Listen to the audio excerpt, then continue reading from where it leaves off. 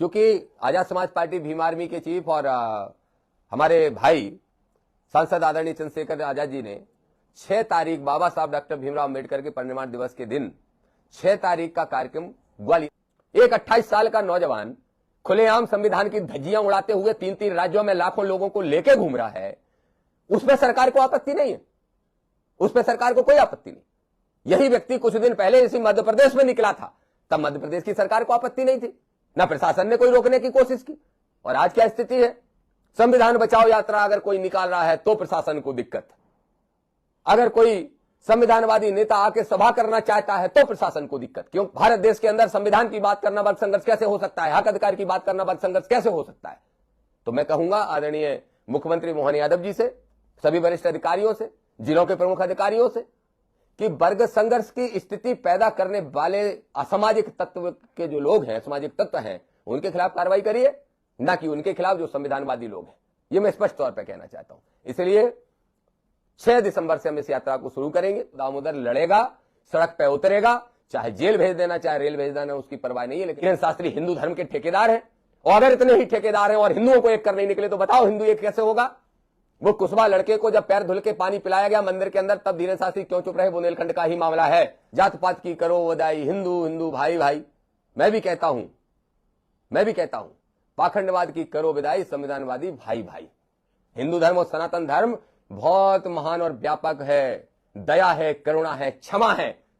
हिंदुओं की असली पहचान ठठरी बांधना नहीं है किसी हिंदू संत की पहचान। नक कटा, आगी के लगे, अछूत है, दूर हो जा, ये हिंदू संत की पहचान है? क्यों बदनाम कर रहे हो अच्छे संतों को? क्यों बदनाम कर रहे हो अच्छे धर्म को? और क्यों नुकसान पहुंचा रहे हो बाबा साहब द्वारा लिखे हुए भारत के संविधान को? हम लोग किसी भी कीमत पर ना देश को नुकसान होने देंगे, ना भारत के संविधान को मिटने देंगे। आइए हम सब मिलकर ये शपथ लें और एक अभियान चलाएं, आडंबर पाखंड जातंकवाद की करो विदाई और सारे संविधानवादी भाई भाई। जय ज्योति, जय भीम, जय संविधान। आप सभी को नमस्कार, आप सभी को प्रणाम। विचार करिएगा। बहुत बहुत धन्यवाद।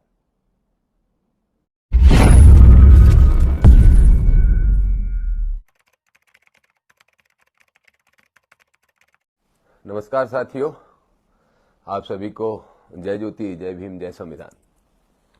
बंधुओं, 2-3 विषयों पे आज आपके बीच में फेसबुक लाइव आया हूं। सबसे पहला विषय तो है जो बहुत चर्चा का विषय बना हुआ है, आप सब जानते हो।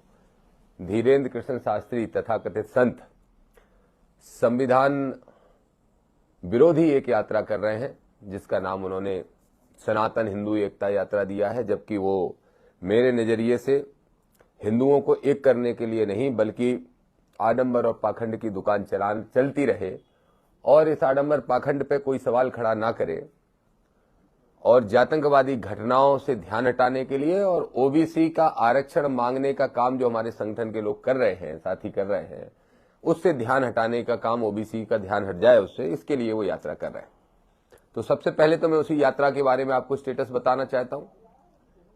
दलित पिछड़ा समाज संगठन ने तय किया था कि उनकी इस गैर संवैधानिक यात्रा का विरोध करेंगे। और फिर से एक बार स्पष्ट कर दूं कि गैर संवैधानिक क्यों है। धीरेन्द्र शास्त्री की यात्रा इसलिए गैर संवैधानिक है क्योंकि भारत का संविधान ही सर्वोपरि है, और भारत के संविधान के प्रियम्बल में, मतलब प्रस्तावना में ही स्पष्ट लिखा है, बहुत स्पष्ट लिखा है कि भारत पंथ निरपेक्ष राष्ट्र है, धर्मनिरपेक्ष राष्ट्र। अब जब ये पंथ निरपेक्ष या धर्मनिरपेक्ष का मतलब ही होता है कि सभी धर्मों का समान अधिकार रहेगा, किसी एक धर्म का इसको घोषित नहीं किया जा सकता। तो इसलिए धीरेन्द्र शास्त्री की यात्रा का जो मेन उद्देश्य है, जो मुख्य मुद्दा है, जो प्रमुख मांग है, वो इस देश को हिंदू राष्ट्र बनाने को लेके है। और सच बात तो यह है कि ये अघोषित रूप से हिंदू राष्ट्र तो वैसे ही है, क्योंकि 146 करोड़ में से लगभग 120-25 करोड़ तो हिंदू अभी भी निवास करते हैं। तो मैं नहीं समझता कि हिंदू राष्ट्र की कोई आवश्यकता है या कोई मांग करने की जरूरत है। अब वो कहते हैं कि हिंदू खतरे में, हिंदू खतरे में, हिंदू खतरे में। तो मैं यही पूछना चाहता हूं, धीरेन्द्र शास्त्री जी की उम्र तो शायद 28 साल के आसपास ऐसी कुछ है, लेकिन ये बात तो मैं 40 साल से सुनते चला आ रहा हूं। 40 साल पहले जब मैंने होश संभाला था, तब भी हिंदू राष्ट्र खतरे में, हिंदू खतरे में, हिंदुस्तान के अंदर हिंदू खतरे में, ये नारा लगता था। लेकिन पढ़ा तो बड़ा स्वाभाविक है कि हिंदू खतरे में नहीं है। फिर खतरे में क्या है? फिर खतरा किसको है? खतरा है इन आडंबरी और पाखंडियों को और जातंकवादी घटना करने वाले लोगों को। और खतरा किससे है? खतरा है संविधानवादी लोगों से, और जो जागृति संविधान के प्रति लोगों को आ रही है उससे खतरा है। तो इस यात्रा को रोकने के लिए हम लोगों ने आंदोलन शुरू किया, प्रयास शुरू किया, सब कुछ संवैधानिक तरीके से शुरू किया। और जब शुरू किया तो आपको मालूम है, राष्ट्रपति को चिट्ठी लगी तो धीरेन्द्र कृष्ण शास्त्री को बुरा लग गया और गालियां देने का काम, मुझे धमकी देने का उनने काम किया। फिर हम गए, हमने उनके खिलाफ FIR कराने के लिए आवेदन दिया, ये सब कुछ हुआ। लेकिन फाइनली यात्रा के आज 7 दिन होने को हो ही गए हैं, और 7वें दिन तक उनकी यात्रा जो हम चाहते थे संवैधानिक तरीके से रुके, नहीं रुकी। लेकिन हमारी उम्मीद कायम है, और ना सिर्फ कायम है, आपको खुशी होगी ये जान के कि हमने जो यात्रा को रोकने के लिए PIL सुप्रीम कोर्ट में दर्ज करने का प्रयास किया था, हमें सुप्रीम कोर्ट में एंट्री मिल गई है। और मेरी उम्मीद है कि कल संभवतः, नहीं तो परसों के अंदर ही, एक आधे दिन के अंदर, मुझे पूरी उम्मीद है कि हमारी PIL के आधार पे जो न्यायपालिका है वो धीरेन्द्र शास्त्री को जरूर नोटिस इशू करेगी। और नोटिस इशू करेगी तो स्वाभाविक है कि धीरेन्द्र शास्त्री से जवाब देते नहीं बनेगा, क्योंकि गैर संवैधानिक मांग कर रहे हैं, गैर संवैधानिक काम कर रहे हैं। तो पहला स्टेटस तो यही है, ये आपको बताना था कि धीरेन्द्र शास्त्री की गैर संवैधानिक यात्रा के खिलाफ हम संवैधानिक तरीके से लड़ रहे हैं, लड़ेंगे और जीतेंगे। हमें संविधान पर भरोसा है, जो बाबा साहब डॉक्टर भीमराव अम्बेडकर ने लिखा है, जो इस देश की बैकबोन है। दूसरा जो विषय है वो है संविधान बचाओ यात्रा निकालने का विषय। Azad Samaj party, Bhim army, OBC महासभा, गुर्जर स्वाभिमान संगठन और ढेर सारे संगठनों ने, मैं सबको धन्यवाद दूंगा, सबको बहुत बहुत धन्यवाद दूंगा कि उन्होंने, हमारे साथियों ने इस संगठन में बढ़ चढ़ के हिस्सा लेके इस आंदोलन को, इस अभियान को, संविधान बचाने की इस लड़ाई को सिर्फ दामोदर और धीरेन्द्र के लेवल तक नहीं रहने दी, बल्कि ये राष्ट्रीय स्तर पर एक व्यापक मुद्दा बन गया और बहस का विषय बन गया। धन्यवाद दूंगा आदरणीय बरैया जी और डॉक्टर गोविंद सिंह जी को। और मैं कहूंगा, ये लड़ाई किसी जाति के खिलाफ नहीं है, संविधान को बचाने के लिए लड़ाई है। ना ये ब्राह्मण के खिलाफ लड़ाई है, ना ठाकुर के खिलाफ लड़ाई है, ना किसी वर्ग के खिलाफ लड़ाई है, ना किसी समुदाय के खिलाफ लड़ाई है, बल्कि सबको सुरक्षित करते हुए मानवता को कायम रखने के लिए हमारे देश के संविधान को बचाने की लड़ाई है। इसलिए हम लड़ रहे हैं। और यही एक उदाहरण है। मैं OBC का हूं, यादव जाति से आता हूं। फूल सिंह बरैया जी आदरणीय जो है दलित समाज से हैं, जाटव समाज से आते हैं, विधायक हैं, इस मिशन के बड़े नेता हैं, शुरू से ही रहे। और डॉक्टर गोविंद सिंह ग्वालियर चंबल संभाग के गोविंद सिंह जी ठाकुर समाज से आते हैं, क्षत्रिय समाज से आते हैं, वो भी हमेशा बड़े नेता रहे हैं, नेता प्रतिपक्ष रहे, मंत्री रहे। तो एक डॉक्टर गोविंद सिंह जी ने विरोध किया इस यात्रा का और बरैया जी ने किया। जब मैंने शुरुआत की तो इन दोनों नेताओं ने साथ दिया, इसके लिए धन्यवाद। और इसी से सिद्ध होता है कि चाहे सामान्य वर्ग का व्यक्ति हो, चाहे दलित वर्ग का व्यक्ति हो, चाहे OBC वर्ग का व्यक्ति हो, और आदिवासी वर्ग के नेताओं का भी मुझे समर्थन मिला, तो हर वर्ग का वो व्यक्ति चाहता है, जो संविधान प्रेमी है, कि ऐसी यात्राएं, आडंबर, पाखंड और आतंकवाद की घटनाएं रुकना चाहिए। इसके लिए आपको धन्यवाद।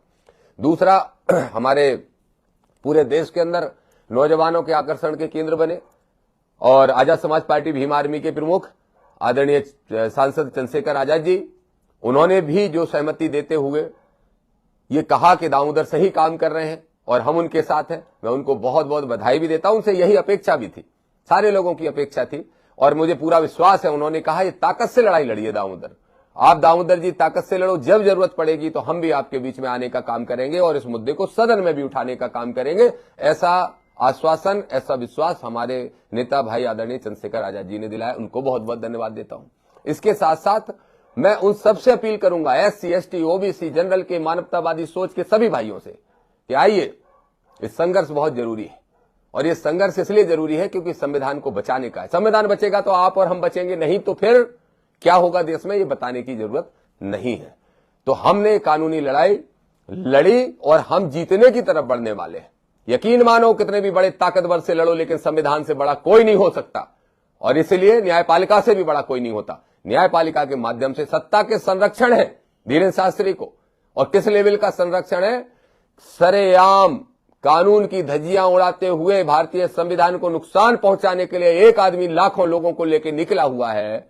और ना ही प्रदेश की सरकारें, ना राजस्थान की सरकार, ना उत्तर प्रदेश की सरकार, ना दिल्ली की सरकार, ना ही केंद्र की सरकार, ना ही गृह मंत्रालय कोई रोकने का प्रयास नहीं कर रहा। तो इसलिए मैं कहूंगा कि कितना भी सत्ता का संरक्षण बना रहे, लेकिन संविधानवादी लोग लड़ना जानते हैं और संविधान के और देश के हित की बात करना जानते हैं। अब वो कह रहे हैं राष्ट्रद्रोही, धर्मद्रोही। ये जिस धर्म को मैंने पढ़ा है, जिसमें मैंने जन्म लिया है, मैं भी तो सनातन धर्म में ही जन्मा हूं और कृष्ण भगवान का वंशज कहलाता हूं। सारी गीत ग्रंथों का अध्ययन है, अच्छे से याद है। आ जाओ शास्त्रार्थ कर लो धीरेन्द्र शास्त्री, और मैं बता दूंगा कि जो तुम काम कर रहे हो वो धर्म विरोधी है। जो दामोदर कर रहा है वो धर्म को बचाने का है। कोई भी इस देश के अंदर धर्म, हमारे देश की सबसे बड़ी किताब संविधान है, उससे बड़ा नहीं हो सकता। और सारे धर्म यही कहते हैं, और सारे धर्मों की भावनाएं, जो मानवतावादी सोच है, वही संविधान के अंदर निहित है, जो बाबा साहब डॉक्टर भीमराव अम्बेडकर ने संविधान लिखा है। तो इसलिए दामोदर यादव नहीं संविधान विरोधी धीरेन्द्र शास्त्री है, दामोदर यादव नहीं मानवता विरोधी धीरेन्द्र शास्त्री है, दामोदर यादव नहीं धर्म विरोधी भी धीरेन्द्र शास्त्री है, सनातन विरोधी भी धीरेन्द्र शास्त्री है। ये चुनौती के साथ दामोदर यादव कह रहा है। और अगर मैं गलत कह रहा हूं तो धीरेन्द्र शास्त्री केस कर दें मेरे ऊपर, मैं कोर्ट में ये बात सिद्ध कर दूंगा कि उन्होंने राष्ट्र को तोड़ने का, सामाजिक एकता को खंडित करने का और इस संविधान को नुकसान पहुंचाने का काम किया है। हम लड़ रहे हैं कोर्ट की लड़ाई और हम जीतने वाले हैं, ये यकीन मानो। हम जीतेंगे। ना सिर्फ ये यात्रा, उन्होंने आज घोषणा की है कि हम 16 तारीख को एक नई यात्रा की घोषणा कर देंगे। करिए। अगर कोई गैर संवैधानिक बात आप उसमें नहीं रखोगे तो दामोदर यादव को कोई आपत्ति नहीं, खूब निकालिए यात्राएं। लेकिन अगर आपने उसमें भी कानून तोड़ने की बात की, गैर संवैधानिक मांग की, तो हम उस लड़ाई को कोर्ट से लेकर, सड़कों से लेकर सदन तक फिर लड़ेंगे। धीरेन्द्र शास्त्री जी समझ लीजिए इस बात को, यह स्पष्ट तौर पर मैं कह रहा हूं। दूसरी एक और बात मैं कहना चाहता हूं संविधान बचाओ यात्रा के संबंध में। जैसे ही ये यात्रा की घोषणा हुई, मीडिया ने चलाना शुरू किया कि धीरेन्द्र शास्त्री की यात्रा के विरोध में। पहली चीज तो यात्रा के विरोध की आवश्यकता नहीं। धीरेन्द्र शास्त्री ने संविधान को नुकसान पहुंचाने का जो प्रयास किया है, हम उस नुकसान को भरपाई करते हुए, उसको ठीक करते हुए संविधान के प्रति लोगों को जागरूक करने के लिए, अपने हक अधिकारों के प्रति लोगों को जागरूक करने के लिए संविधान बचाओ यात्रा निकाल रहे हैं। अब दूसरा विषय आता है कि ग्वालियर से, कि सेवड़ा से, कि दतिया से, कि कहां से। मैं एक बात और एक जानकारी आपको स्पष्ट तौर पर कह दूं। इस दौरान पूरे प्रदेश के वरिष्ठ अधिकारियों ने, न सिर्फ पुलिस के बल्कि सभी एडमिनिस्ट्रेशन के अधिकारियों से मेरी चर्चा हुई। जिन जिलों में यात्रा जाने वाली थी उन जिले के वरिष्ठ अधिकारियों से भी चर्चा हुई और ये निर्णय हम लोगों ने लिया है। चूंकि आजाद समाज पार्टी भीम आर्मी के चीफ और हमारे भाई सांसद आदरणीय चंद्रशेखर आजाद जी ने 6 तारीख बाबा साहब डॉक्टर भीमराव अम्बेडकर के परिनिर्वाण दिवस के दिन 6 तारीख का कार्यक्रम ग्वालियर के लिए घोषित किया है। आज ही मेरी उनसे बात हुई, कल भी बात हुई थी, परसों भी बात हुई थी। और जब उन्होंने कार्यक्रम घोषित कर दिया और हम वहां पे एक बड़ा कार्यक्रम का आयोजन पूरे संभाग का नहीं बल्कि पूरे प्रदेश लेवल का कर रहे हैं, हमारे पार्टी के साथी, हमारे संगठन के सभी साथी, तो फिर हमारे सभी साथियों ने आज बैठ के कोर टीम ने यह निर्णय लिया कि 2-2 कार्यक्रम एक ही समय में तैयारी करने में दिक्कत आएगी। इसलिए सारे साथियों ने यह फैसला किया है और भाई चंद्रशेखर आजाद जी से भी इस संबंध में मेरी चर्चा हो चुकी है, सांसद जी से, कि 6 तारीख को ग्वालियर में बड़ा आयोजन, बड़ा लाखों लोगों की भीड़ इकट्ठी होगी, ऐसी हमारी अपेक्षा है। और 6 तारीख को संविधान बचाने की कसम खाने के साथ साथ संविधान को जागरूक करने के उद्देश्य से निकाली जाने वाली संविधान बचाओ यात्रा की शुरुआत ग्वालियर से ही हम करेंगे। आदरणीय चंद्रशेखर आजाद जी और हमारे मिशन के जितने भी नेता वहां पे आएंगे, संविधानवादी नेता, वो इस यात्रा को हरी झंडी दिखा के, नीली झंडी दिखा के रवाना करेंगे। और ये यात्रा लगातार 1.5 महीने तक पूरे मध्य प्रदेश के हर जिले तक जाने का प्रयास करेगी और हर जिलों में जाके नुक्कड़ सभाएं, बड़ी सभाएं, बैठ के प्रेस कॉन्फ्रेंसेस, ये सब करके संविधान के प्रति लोगों को जागरूक करना और समाज को एकजुट होकर भाईचारे के साथ रहना, इसके लिए प्रयास करेगी। तो इस यात्रा की जो शुरुआत 16 तारीख की घोषणा थी, अब वो संविधान बचाओ यात्रा 6 दिसंबर से ग्वालियर से भाई चंद्रशेखर आजाद जी के माध्यम से, मतलब उनके द्वारा हरी झंडी दिखा के इस यात्रा की शुरुआत की जाएगी। फिर इस यात्रा को मैं और मेरे सारे साथी, आजाद समाज पार्टी के, भीम आर्मी के, ओबीसी महासभा के, गुर्जर स्वाभिमान संगठन के, दलित पिछड़ा समाज संगठन के, बहुत सारे संगठन जितने भी हैं, हमारे आदिवासी समाज के भी जितने संगठन हैं, वो भी मानवतावादी सामान्य वर्ग के भी जो संगठन हैं, जो मानवता में विश्वास रखते हैं, उन सब के समर्थन के साथ संविधान को बचाने के लिए पूरे प्रदेश में हम निकलेंगे। लेकिन इसकी शुरुआत अब 6 दिसंबर से ग्वालियर से भाई चंद्रशेखर आजाद जी जो रैली को संबोधित करेंगे उसके बाद की जाएगी। ये बात मैं आपको स्पष्ट बता रहा हूं। हाँ, कई जगह अधिकारियों का कहना है, उनको दिख रहा है, उनको लग रहा है कि कहीं तनावपूर्ण स्थिति ना बने, तो मैं स्पष्ट तौर पे एक बात कहना चाहता हूं। आदरणीय मुख्य सचिव साहब सुन लें, डीजीपी महोदय सुन लें, एसपी कलेक्टर सुन लें, सब जिलों के।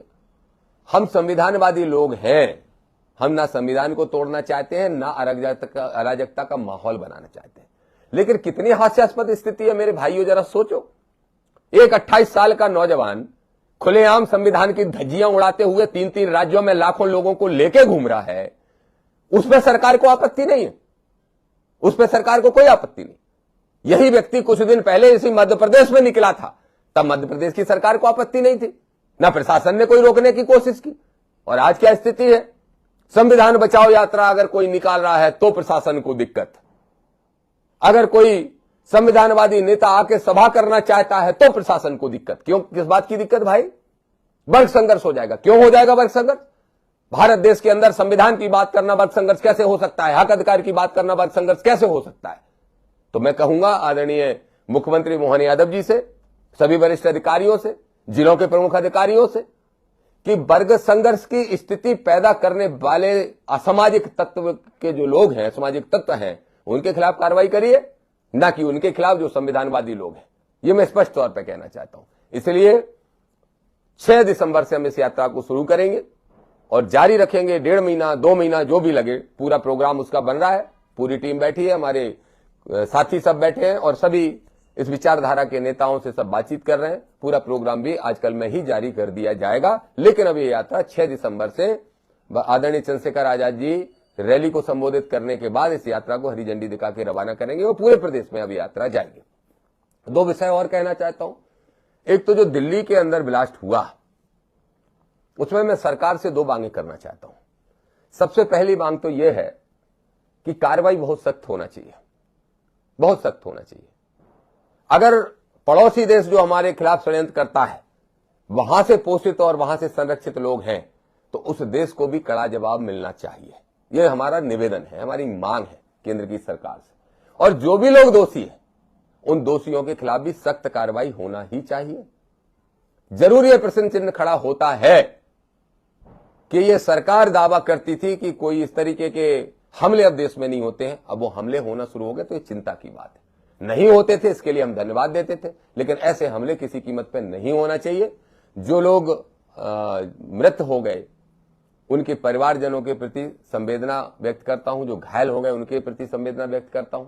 लेकिन सही संवेदना तो यही होगी, सही तसल्ली उनके लिए यही होगी कि जिन लोगों ने ऐसी घटना की है उनके खिलाफ सख्त कार्रवाई सरकार करे। हम सब सरकार के साथ हैं इस मुद्दे पर। एक और विषय जो बहुत गंभीर है, चूंकि मेरी पहचान एक किसान नेता के रूप में आज से 25 साल पहले बनी और हमेशा किसानों के आंदोलन करके ढेर केस अपने ऊपर लगवाए, कभी चक्का जाम के, कभी मंडी को रोकने के, कभी इस तरह के। तो मैं ये अपनी ड्यूटी कभी नहीं भूल सकता कि अभी ग्वालियर अंचल में खासतौर पर और वैसे तो प्रदेश के कई कोनों में अतिवृष्टि से किसानों की फसलें बर्बाद हुई। और किसानों की फसलें बर्बाद होने के बाद भी जैसा प्रशासन का हमेशा रवैया रहता है, प्रदेश के मुख्यमंत्री कहते हैं किसानों के साथ न्याय होगा, और उनका प्रशासन क्या करता है? सर्वे हो रहा, महीने निकाल देते हैं सर्वे करने में, और नुकसान 60% हो तो नुकसान 30% लिखा जाता है। जब फसलें अगर 30-40% भी फसलों में नुकसान हो जाए तो सुन ले मेरे सभी कलेक्टर्स, उनसे कहना चाहता हूं कि अगर 30-40% किसानों की फसलों का नुकसान भी हो जाता है तो मेरे भाइयों अधिकारियों, आप समझो, जब वो फसल को बेचने जाते हैं तो वो 100 रुपए की चीज उनकी 60 रुपए में बेचती है, 40 रुपए का नुकसान वहां भी हो जाता है। ऊपर से खाद समय से नहीं मिलना, ऊपर से फसल का दाम ही कम मिलना, दाम भी कम मिल रहा है, और फिर उसमें से अगर जो फसल का नुकसान हो गया, जो बरसात से खराब हो गई, तो उसमें और आधा दाम मिलना है, खाद समय पर मिलना नहीं है, तो कितने संकट किसान झेलेगा। दतिया जिले के कई किसानों से मेरी बात हुई है। मैं दतिया के कलेक्टर साहब से, एसपी साहब से, दतिया कलेक्टर एसपी दोनों सुन लें, और मैं स्पष्ट तौर पे ये कहना चाहता हूं, खास तौर पे कलेक्टर दतिया से, कि आपकी सर्वे वाली कार्रवाई कागजी चल रही है, जमीनी नहीं चल रही है। किसान संतुष्ट नहीं है। आपकी वर्किंग देख के मैं खुश होता हूं जब देखता हूं सोशल मीडिया पे, तो कई एग्जाम्पल देखने में आते हैं, पर आपसे अपेक्षा, आपसे आग्रह कि आप खुद जाइए, जरा खेतों में उतरिए तो आपको स्थिति पता चल जाएगी। खुद किसानों से मिलने का काम करिए, और आपकी सरकार जैसी घोषणा करती है, जैसी मंशा है प्रदेश की सरकार की, वैसा मुआवजा देने का काम करिए। नहीं तो फिर हमें आंदोलन करना पड़ेगा। आंदोलन के लिए हम इंतजार नहीं करते, और ना उसके लिए कोई अनुमति लेते हैं। ये और ध्यान रखिएगा, जो केस लगाने लगा दीजिएगा। अगर किसान परेशान होगा तो दामोदर लड़ेगा, सड़क पे उतरेगा, चाहे जेल भेज देना चाहे रेल भेज देना, उसकी परवाह नहीं है, लेकिन किसानों को उनका हक दिला के रहेगा। इन मुद्दों पर खासतौर पर मुझे आपसे चर्चा करनी थी। और फिर कह रहा हूं, अगर धीरेन्द्र शास्त्री तीसरी यात्रा की तैयारी कर रहे हैं तो हम तीसरी यात्रा में भी विरोध करेंगे। अगर कोई गैर संवैधानिक मांग को लेकर निकलेंगे, समझदारी उनकी इसी में है। आज देखिए पूरे देश में आंदोलन छिड़ गया। पहले अकेले मैंने आवाज आज से 10-15 दिन पहले लगाना शुरू की, फिर मेरे साथियों ने लगाई, फिर मेरे विचारधारा के लोगों ने लगाई। उसके बाद आज मैं देख रहा हूं बहुत सारे ब्राह्मण, ठाकुर, वैश्य, सामान्य वर्ग के लोग भी ये कह रहे हैं कि आडंबर पाखंड बंद होना चाहिए, जातिवादी घटनाएं बंद होना चाहिए, संविधान सुरक्षित रहना चाहिए। और पूरे देश में, कोई यूपी से, कोई राजस्थान से, कोई दिल्ली से, कोई मध्य प्रदेश से, कोई हरियाणा से, सब जगह से लोगों का बोलना शुरू हो गया है। तो इस जन भावना को धीरेन्द्र शास्त्री जी समझिए। और धीरेन्द्र भाई, आप गैर संवैधानिक मांग को अगर छोड़ के यात्रा करेंगे तो दामोदर भी अपनी शुभकामनाएं आपको देगा। लेकिन अगर गैर संवैधानिक मांग फिर से रखोगे तो कोर्ट भी लड़ेंगे, कचहरी भी लड़ेंगे, सड़क पर भी लड़ेंगे और सदन में भी लड़ेंगे, लेकिन आपको गैर संवैधानिक काम नहीं करने देंगे। अगर आपको अपने राजनीतिक मंसूबे पूरे करने हैं तो उतर जाओ, सड़क पे उतर जाओ, चुनाव में उतर जाओ। क्या कारण है कि बड़े बड़े शंकराचार्य, मैंने तो बचपन से सुना, मेरे दादाजी से सुना, मेरे पिताजी से सुना, मेरे सभी पुरखों से सुना कि हिंदू धर्म में तो शंकराचार्य की पदवी सबसे बड़ी मानी जाती है। फिर भी पुरी के शंकराचार्य जी क्या कह रहे हैं पॉडकास्ट में, इंटरव्यू में, कि भारतीय जनता पार्टी के प्रचारक हैं धीरेन्द्र शास्त्री। मेरा जवाब नहीं दो, उनका आदरणीय शंकराचार्य जी का तो दे दो। एक और शंकराचार्य जी हैं, उनका नाम मैं अभी भूल रहा हूं, वो भी बड़े स्पष्ट तौर पे कह रहे हैं कि कैसी भाषा है। तो ऐसी स्थिति अगर शंकराचार्यों की ही है आपके बारे में, तो दामोदर यादव कहां गलत हो सकता है। सोचो मेरे ओबीसी के भाइयों, जरा आप भी सोचो। मुझे मालूम है यात्रा में बड़ी संख्या में चल रहे होंगे ओबीसी के, अभी भी कई ओबीसी के भाई कहते हैं दामोदर सनातनी विरोधी। अरे भाई, कैसे सनातनी विरोधी? धीरेन्द्र शास्त्री सनातनी है, धीरेन्द्र शास्त्री सनातन के ठेकेदार है, धीरेन्द्र शास्त्री हिंदू धर्म के ठेकेदार हैं। और अगर इतने ही ठेकेदार हैं और हिंदुओं को एक कर नहीं निकले तो बताओ हिंदू एक कैसे होगा?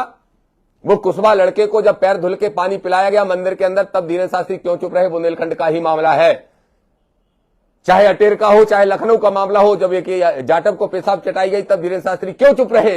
इसका जवाब दे दो। जब यादव की चोटी काट के उस पर मूत्र छिड़का गया तब धीरेन्द्र शास्त्री जी क्यों चुप रहे? अरे हिंदुओं को एक करना चाहते हो तो सारे हिंदुओं को एक करो। खुद ही कह रहे हो 80 करोड़ रोज करेक्शन कर रहे हैं, सुन रहे होंगे मेरी बात। इसलिए पहले बोले 80 करोड़, इस देश के 80 करोड़ हिंदुओं के लिए निकला हूं। फिर मैंने पूछा, अरे धीरेन्द्र शास्त्री जी बताओ, 140 करोड़ रहते हैं देश में टोटल लोग, तो जितनी हिंदुओं का परसेंटेज उस हिसाब से तो हिंदू लगभग 125 करोड़ है। तो 65 करोड़ किसके लिए छोड़ दिए भाई? 65 या कितने 45 जो भी है, किसके लिए छोड़ दिए? और ये कौन से हिंदू हैं जिनको छोड़ दिए आपने? क्या किसी जाति विशेष के हैं? क्या किसी जाति विशेष के हैं? और अगर जाति विशेष के नहीं है, वर्ग विशेष के नहीं है, तो तुम सबको ही हिंदू खुद ही नहीं मान रहे हो भाई। और खुद ही नहीं मान रहे हो, फिर क्या हिंदुओं की एकता करोगे? और जातिगत घटनाएं जब तक होती रहेंगी, जाति के आधार पर शोषण होता रहेगा, तो कैसे फिर घटनाएं, कैसे हिंदू एक होगा? जात पात की करो बधाई, हिंदू हिंदू भाई भाई। मैं भी कहता हूं पाखंडवाद की करो विदाई, संविधानवादी भाई भाई। जातंकवाद की करो विदाई, संविधानवादी भाई भाई। और मैं आवाज लगा रहा हूं, इस देश के 146 करोड़ में से 146 करोड़ संविधानवादी है, ध्यान रखना। बस उनके चेहरे से, उनके जो चश्मा उनको ये चढ़ा है, जो आपने चढ़ा रखा है, एक आडंबर और पाखंड के नाम पे, भय और लालच के नाम पे धर्म की पहचान बनाने की कोशिश कर रहा है। ये नहीं है सनातन और हिंदू धर्म, ये याद रखना। हिंदू धर्म और सनातन धर्म बहुत महान और व्यापक है, दया है, करुणा है, क्षमा है। हिंदुओं की असली पहचान ठटरी बांधना नहीं है, किसी हिंदू संत की पहचान नक कटा, आगी के लगे, अछूत है, दूर हो जा, ये हिंदू संत की पहचान है? क्यों बदनाम कर रहे हो अच्छे संतों को? क्यों बदनाम कर रहे हो अच्छे धर्म को? और क्यों नुकसान पहुंचा रहे हो बाबा साहब द्वारा लिखे हुए भारत के संविधान को? हम लोग किसी भी कीमत पर ना देश को नुकसान होने देंगे, ना भारत के संविधान को मिटने देंगे। आइए हम सब मिलकर ये शपथ लें और एक अभियान चलाएं, आडंबर पाखंड जातंकवाद की करो विदाई और सारे संविधानवादी भाई भाई। जय ज्योति, जय भीम, जय संविधान। आप सभी को नमस्कार, आप सभी को प्रणाम। विचार करिएगा।